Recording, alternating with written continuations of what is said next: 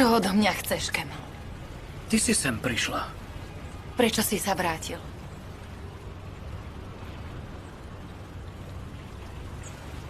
Kvôli práci.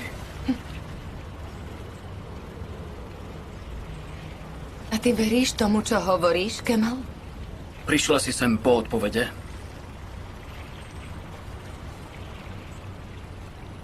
Prišla som sa sem ukryť.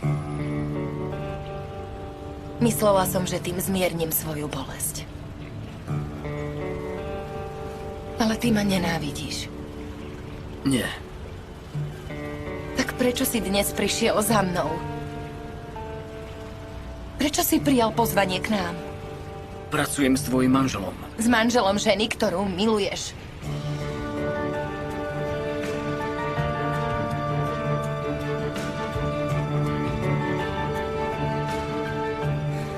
Nie si moja Nihan.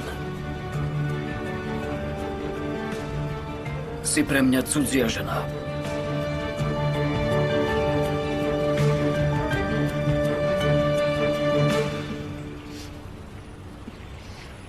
Ak je to tak, ak si na mňa naozaj zabudol a odhodil ma, tak choď preč.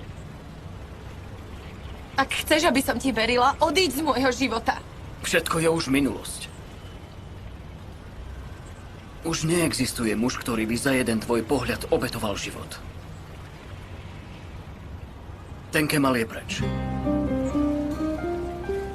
Keď zostal ponížený s prsteňom v ruke, túto kapitolu uzatvoril. A chceš ma za to potrestať. Kiež by to pomohlo, kiež by. Dovolila by som ti, aby si ma ponížil. Ale bolo by to na nič.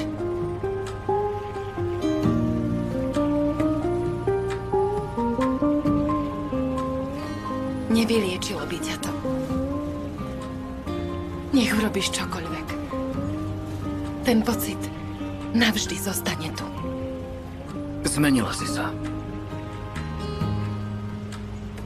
A poriadne. Už ma nepresvedčíš.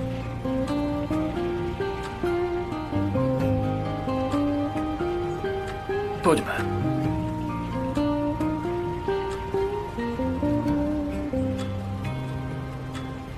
Každý tam, kam patrí. Nesprávaj sa takto. Sťažuj sa manželovi. A mimochodom, mňa si nikdy v živote nekúpite. Myslíš si, že si len ty za to zaplatil, však?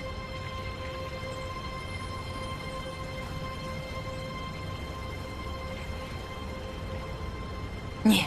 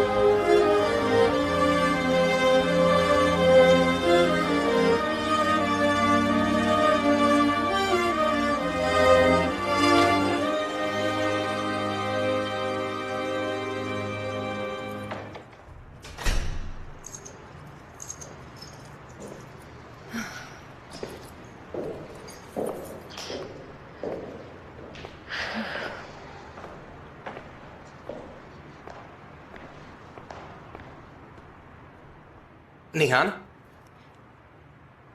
Nemali ste zostať v hoteli? Chcela som sa vyspať vo svojej posteli, tak som prišla. A Emir? Ozan, som unavená a chce sa mi spať.